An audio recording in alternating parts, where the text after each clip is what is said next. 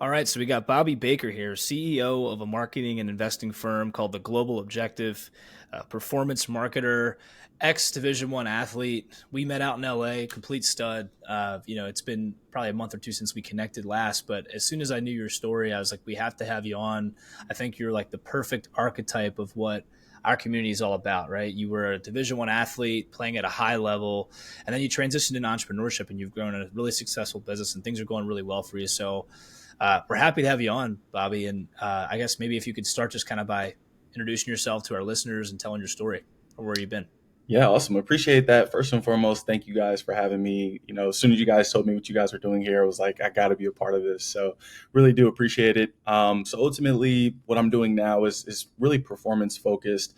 We work with a ton of different brands, some e-commerce, some local businesses, some service-based businesses, but ultimately everything we're doing marketing related is focused on ROI, right? It's all of our clients want to know is what's the return on investment, like how much money went in, how much money came out, and ultimately that's the sort of the performance element.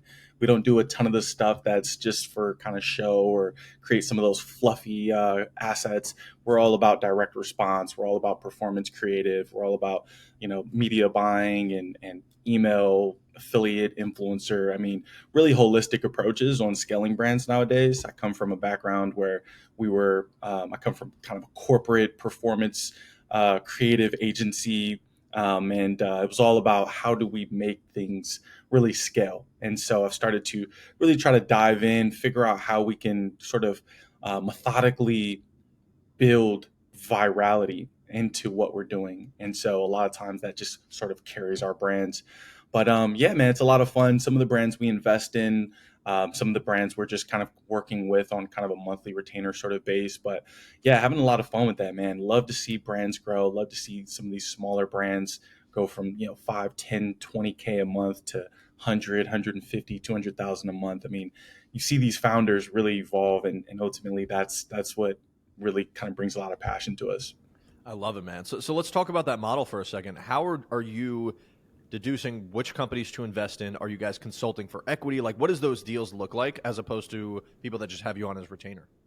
Yeah, great question. So there's three things we typically offer clients, or three sort of routes I'd say we offer clients. And so starts with the analysis, the due diligence that we do on the front end to just kind of audit the brand and understand what are the weaknesses, what are the opportunities. And after that, we have a pretty clear indication on like how can we take this brand from where it is today to 3 to 10x. If we can't take it between 3 to 10x, we're not even going to waste a brand's time. So that's the first process. From there, we have kind of these three sort of lanes brands fall in. And one is kind of the execution where we're coming on and we're managing maybe their ad accounts, or we're managing their email marketing or their affiliate strategy, their influencer strategy. That's the executionary sort of side of things. And then we have the consulting side of things. And this is where maybe they have a team in-house, maybe they have media buyers, they have an agency, or they have some type of support where they don't necessarily need the execution, but they need some of the strategy, they need some of the guidance, the leadership. And those are cases where we come on kind of like a fractional CMO in some cases where we're super involved and we're actually leading the team.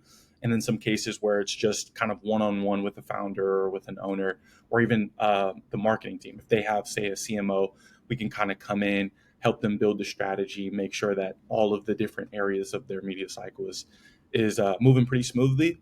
And then the last sort of third vertical is the investment side of things. And so this is a little bit more on the kind of the M&A side of things, where we're actually going in looking at how can we either acquire a company for the business, help the business acquire for like a merger or some type of like bolt-on, or we're actually looking at the company to acquire itself, right? So we may invest from like a minority share, 10, 20%, or we may get invested from, more of a majority, 60, 70, 80, or even 100%, depending on the type of business it is. And so, yeah, those are kind of the three categories. It's execution, it's consulting, and then it's the investing side of things. So That's cool. That's cool. So, what does your client avatar look like? What's the typical business you're helping, and from a revenue standpoint, maybe, or just I don't know.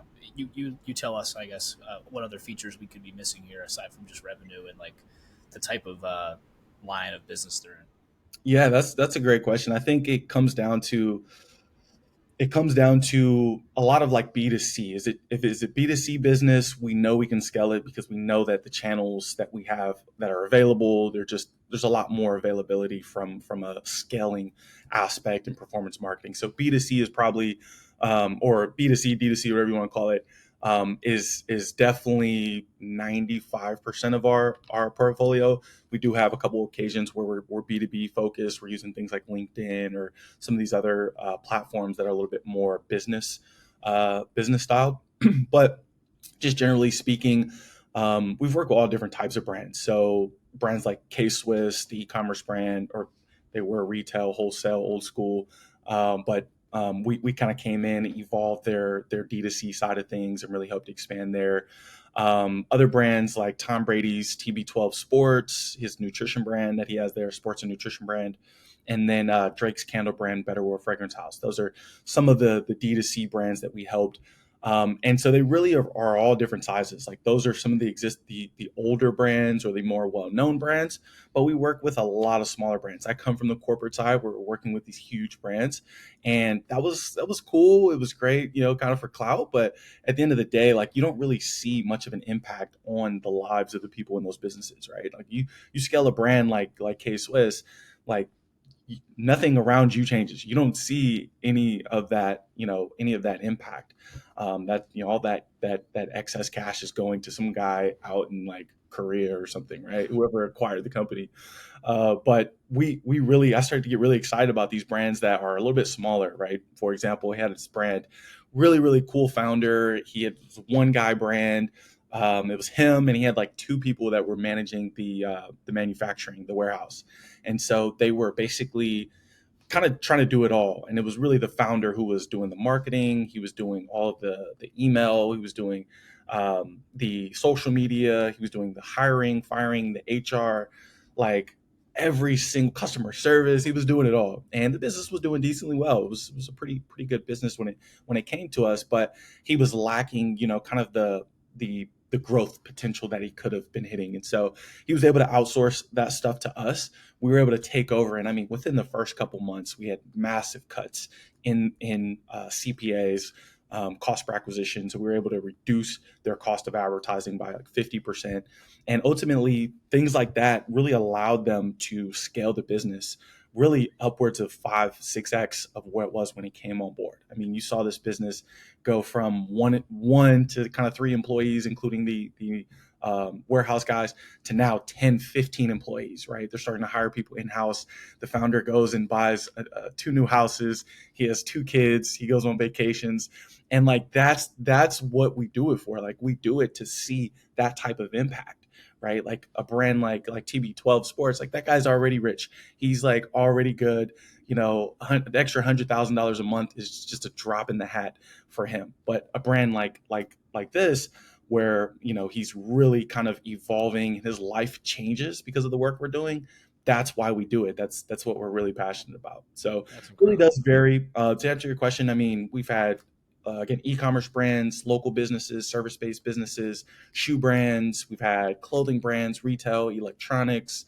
We've had shoelace brands. We've had, I mean, you name it. We have realtors. We have all different types of things. So it really does very industry agnostic. But I find a lot of those fundamentals are stay the same, right? You still need a great email strategy. Still need an affiliate strategy, an influencer strategy, still need a great media buying. So no matter what sort of vertical you're in, you're going to need some of the same elements.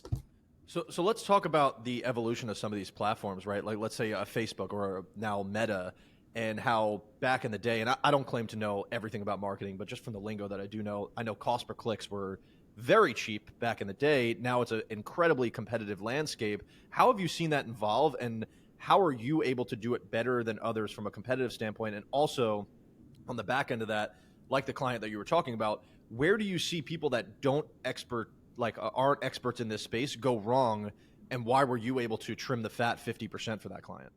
Yeah, that's a great question. I think it depends on at what point you're kind of looking at this, because recently, what's been the biggest mover, the biggest reason why a lot of brands have not had a lot of success on paid media campaigns is because of a lot of the iOS changes, the tracking, the attribution.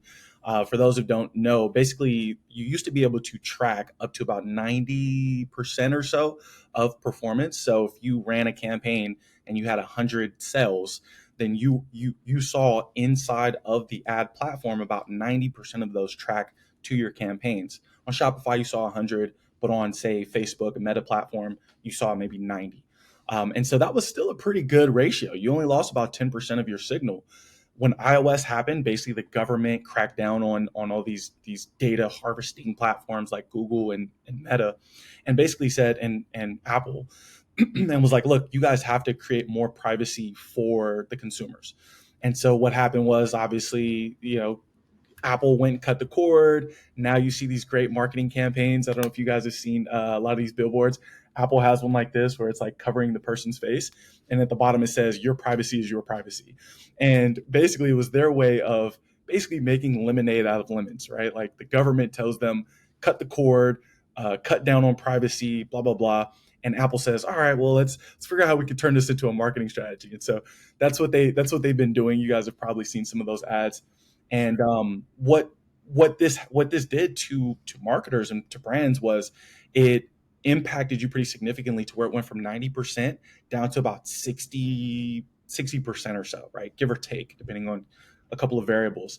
And so that 40% going from 10% signal loss to now 40% signal loss is significant, very significant for a lot of brands, right? There's essentially 40% of your efforts are untrackable, untraceable, right? And so you had to start using these other attribution platforms, things like Triple Well, Ad Beacon, Northbeam, these types of attribution platforms that help you tie kind of the pieces back to the platforms, right? So instead of you losing that 40%, use an attribution platform, and suddenly you have 90% back again, right? So not sure how long those types of platforms will last before they crack down on those guys too, but what that did was that made our marketing strategies a lot more challenging because you didn't have that visibility. There was a little bit of guessing. You had to have more of a holistic approach.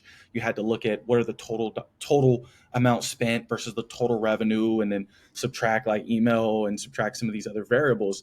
So it made marketing a little bit more complicated than it once was. And what that also did was that signal loss that impacted the algorithm's ability to learn and optimize, right? So if there's 40% less conversions coming into the platform, then the platform has 40% less data to go off of in its optimization and its learnings.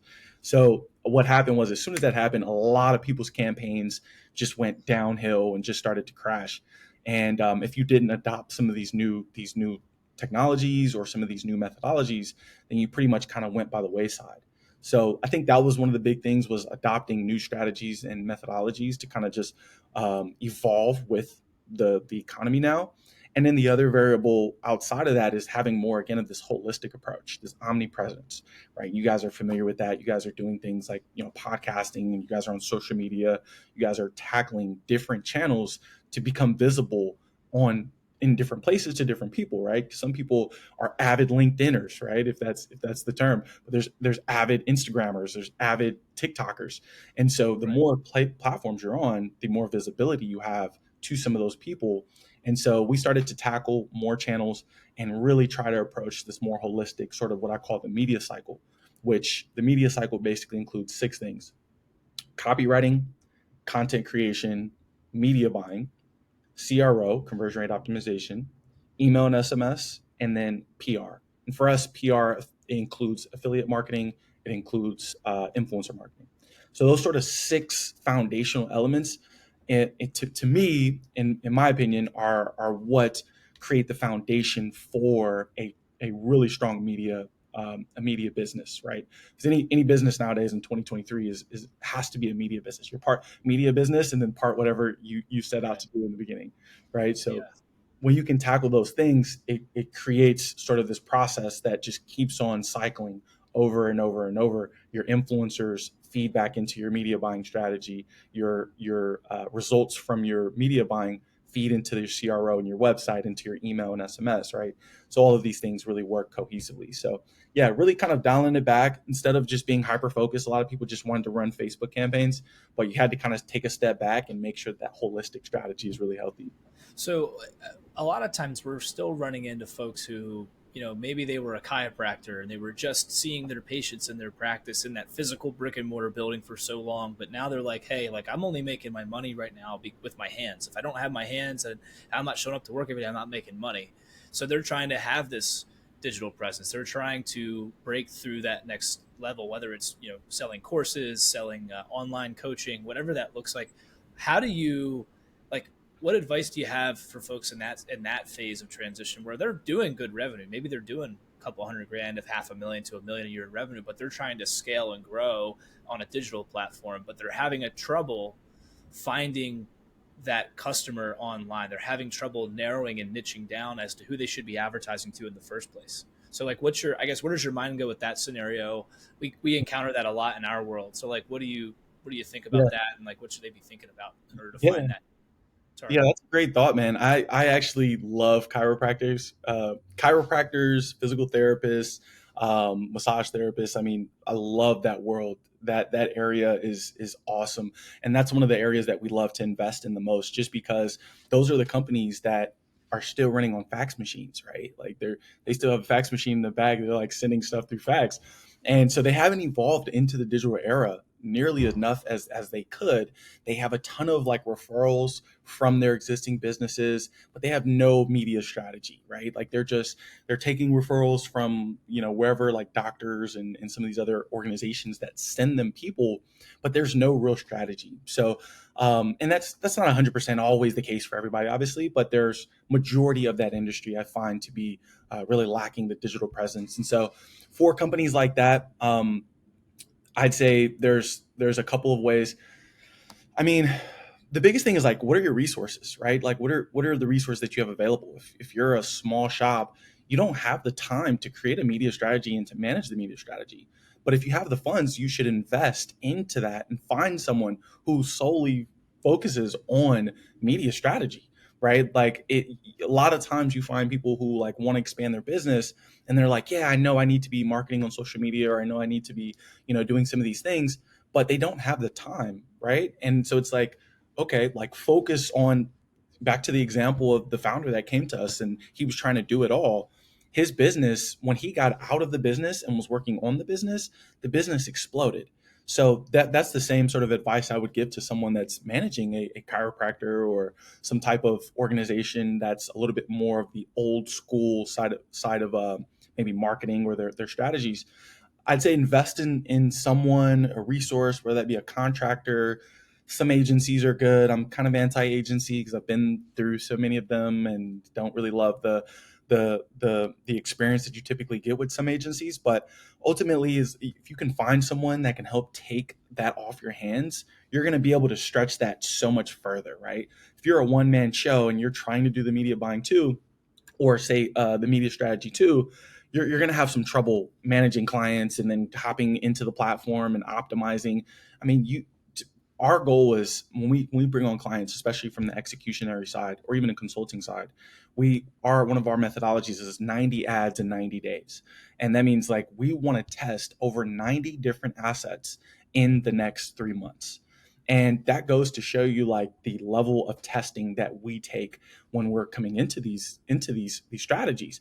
And so if you're a one man show and you're trying to create 90 ads and then test 90 ads in 3 months, and you're trying to crack some necks, then you're gonna struggle a bit. So I'd say just investing in great resources. If you do want to go that route, you feel like you have the time. There are some cases where the shop may not be busy and you're trying to make it more busy, and so you have that free time. And then so in those cases, I would say, if you have the time, obviously, like education, learn how this stuff works so that you're not burning money, especially when it comes to media buying. You're spending money to make money, so if you're not doing that efficiently, it's going to end up costing you more than it's making you, which is never fun. But I'd say just kind of starting with a really good strategy, again focusing on kind of those 6 things I mentioned earlier in the media cycle. Creating good messaging, like how do we want to communicate with our consumers? That's the copywriting. And then the content, whether you want to hop on a video chat like this, or you want to hop on a camera. If you're really good at one of these pull your iPhone out and, hey guys, I'm blah blah blah. Those work the best, by the way. But they're super raw, they're super native. That's what your friends are doing on social media. So they stick out a lot when you're advertising with those on social media. After you have your content, then you start talk about media buying. Again, like educate yourself if you're starting from scratch, or find someone who does this for a living. It's kind of like the NBA. Like if you're trying to go and compete with the guy in the NBA, you want some NBA players on your side of the ball, right? Because ultimately it's kind of like a dog eat dog sort of world, and your dollars are the things that are kind of at risk. So having a good media buying strategy, structuring appropriately, making sure you're using best practices, then going into the website or the landing page, making sure that it's converting at a good rate. Set up things like Hotjar, where you can actually watch screen recordings and you can actually review those recordings, right? So if someone comes to your website and they click on certain buttons, you want to know what buttons are your highest percentage of clicks, right? If you know that that shop now button right at the top of the screen it garners 60% of your clicks, then you may want to make sure that that button goes to the most popular, most profitable thing that you have, right? And so being aware of how your website's performing or how your landing page are performing, that's one of those things. And then email and SMS, everybody does it, but not everybody does it very well. Not bombarding is the number one thing. Don't send it more than twice a week. Once a week is usually my preference, but making sure that you're telling stories, you're providing testimonials, you're actually giving actionable advice and support, and then showing why you're different from the rest. You can do comparisons, us versus thems, and just kind of help people make that decision by kind of taking some of the research out. And then if you've taken care of all of those other things, then you start to add in some of these supplemental resources, again, like influencers. Start finding local influencers, reach out to them. Again, hire a team if you can. If you can't, just start getting scrappy, reaching out to people, telling them you'll give them a free service, you'll give them a free something in exchange for some content. That really works well. It works better than any of this highly produced stuff that we shoot nowadays. And then looking at other resources like partnerships and other organizations that can help. If you haven't noticed, this is a relatively nuanced area of someone to try and take on in their business, where if you're a chiropractor, you should probably outsource this so you're not burning money, like Bobby had said. So with that, to that point, what does your role look like inside of your business? Because this looks like it's an extremely, tough fulfillment when it comes to, it's very hands-on when it comes to fulfilling, because you're inside of all these relationships, trying to test and all this stuff. So how are you able to, bring someone through a sales cycle, still generate business on the front end, but also deliver on the back end? Like, what does your day-to-day look like, and how have you built out your team? Yeah, that's a good question as well. I think so. Just to give a little bit of history and background, so I came from two agencies. I was with Grant Cardone and Frank Kern, with those guys over at the 10X Enterprise, and then I was with Mu6, an agency here in LA, really big, kind of went corporate, was acquired by Dentsu and some big companies, and so both of those places had very different sort of strategies and methodologies about how the business was ran.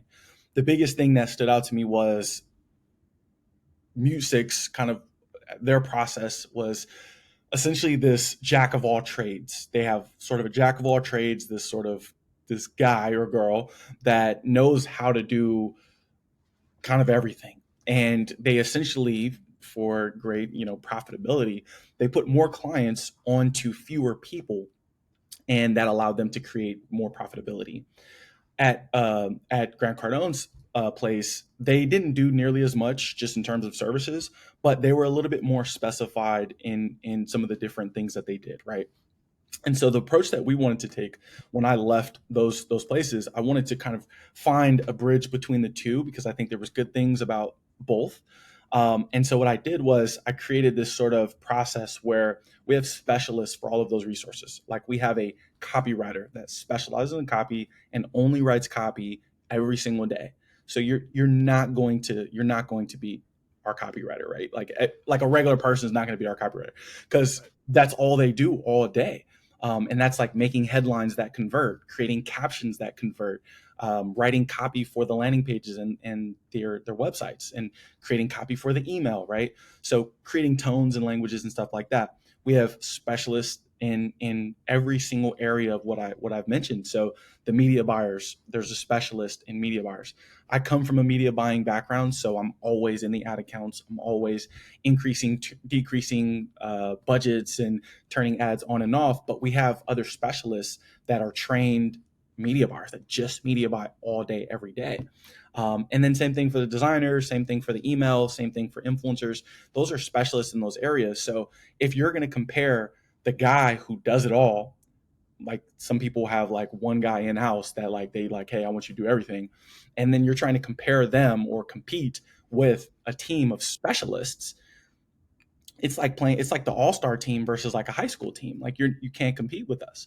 So that was kind of the strategy that we tried to bring. We tried to bring in these specialists that could really kind of scale each little area. They're going to really get the best out of their copy. We're going to get the best out of that website because we have people who are solely focused on that. And then the bridge where we kind of brought the other element in is where we have sort of this jack of all trades, which is more of a project manager, someone like myself who literally is just focused on facilitating all of these different resources, right? Making sure that our copywriters and our media buyers are in sync, are essentially hitting their targets or their goals. And ultimately, that's allowed us a ton of efficiency. Like we're able to scale brands faster because we're not asking one guy to do this and to do that and to do this. The last agency I was at, it was like, we were doing the audits on the websites. We were doing the content creations. We were creating the scripts for the content. We were running the media buying campaigns. We were handling client communication. And it was just too much. It was too much. And that's how you burn out. And so that was, again, like, it was a great learning experience because I was able to take what I learned from both places and create a process that was a lot more fluid and a lot more successful for our clients. So that's kind of it in a nutshell. The executionary side of things when we're consulting with brands, again, they have email sometimes or they have an agency that's running their media buying. We'll come in, we'll have the same sort of strategy, same sort of media cycle approach, but we kind of take it in a way where we're using their existing resources and we're making sure that they're actually working together, because you have like one guy doing this, one guy doing that, and they're not very cohesive. I love it. So, this has been awesome, right? This has been very business driven. What I would like to do, as long as everybody here is in agreement, is I'd like to do a part 2 of this podcast and talk about more about, you as the business owner building your team out, and then also your previous life of a Division I athlete and kind of that transition. So I think we hold that off for part 2. I think this was a ton of awesome direct value to our listeners. We have a ton of people that are listening to our podcast that this directly applies to. So I know that there's a ton of value to extract. We're excited to put this one out. I guess as we wrap up, would you mind, we ask all of our guests this at the end, but would you mind just talking about what consistency means to you and how that shows up in your life? It could be personal, it could be professional, it could be both. Yeah, consistency is a great word, man. I'm glad you guys actually chose that to kind of represent what you guys are doing here. And I think consistency, you named it. I mean, it goes from personal to business to relationships. I mean, every single thing that you do, consistency is what matters, because everything else is a one-off, right? The same thing goes with like the marketing strategy. Like if you run one campaign and it doesn't work, you weren't consistent, and that's it. You're going to be like, this advertising thing doesn't work. It's like, well, how consistent were you? Going back to kind of the 90 ads in 90 days, that's consistency, right? Like we are testing a crap ton of different variations to just try to figure out what's going to work. And so I think consistency is the only way you will find the best in yourself, the best in others, the best in what you're doing. And so really consistency to me, even from sports background, right? Like you're doing reps, you go ahead and you get a great pump in a day, but you take a week off, you're done. You're back to ground zero. And so that consistency is essential in I think everything we do. So love the word, love the term, and love that you guys are really promoting that. Dude, very, very well said, man. I appreciate you. I mean, you over-delivered on this podcast, and we got super tactical, and this is for a very specific niche of people, but that specific niche just so happens to listen to this podcast, which is awesome. So if you guys are interested in working with someone like Bobby, definitely hit him up. We'll put his stuff in the bio. And then I think part 2 should really be about the business athlete side of things and what your athletic background, how that transpired into being a successful entrepreneur. That's something that we're very passionate about. So I'm excited for that. Bobby, thank you so much for coming on, man. And it's been an absolute pleasure, man. And thanks again, you guys, for having me, man. This was a pleasure. Always fun to kind of chat and go through some of this stuff. So thanks again, guys. Totally. Doom. Great stuff. It should stop. It says stopping. I'm not sure.